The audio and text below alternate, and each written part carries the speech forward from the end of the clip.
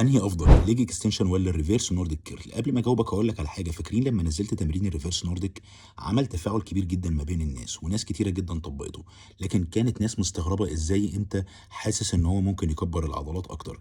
النهارده العلم بيثبت كلامي. وده اللي ان شاء الله اللي ممكن تشوفه دراسات في المستقبل، انك لو انت فاتح الحوض عكس هنا، انت قافل الحوض شويه، فانت بتمرن الار اف تريننج ات لونجر ماسل لينس. ومش كده بس، كمان اهو العجيب بقى، نزلت دراسه جديده النهارده قالت انك لما تلعب ليج اكستنشن وانت فارد الهيب حوالي 40 درجه احسن من ال 90 درجه، وانهم زادوا في عضلات الريكتس فيمورس بشكل كبير جدا وواضح عن المجموعه اللي كانت بتلعب 90 درجه بس. ليه انا بفضل الريفيرس بالنسبه لي احسن من الاكستنشن؟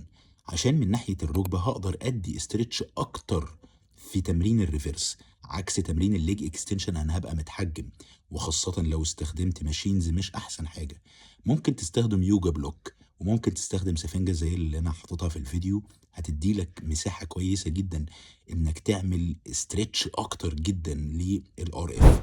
وساعات بنحط سفنجة كمان تحت الكرسي عشان تحافظ على ال 40 درجة هيب فليكشن، لان في ناس مش هتقدر تحققها الا لما ترجع الكرسي لورا قوي وتملى الفراغ ده. للعلم لما تيجي تجرب التمرينه دي تحاول تبتدي بمجاميع قليله وشده قليله. شوف الفيديو كامل على اليوتيوب علشان تقدر تفهم اكتر عن التمرين.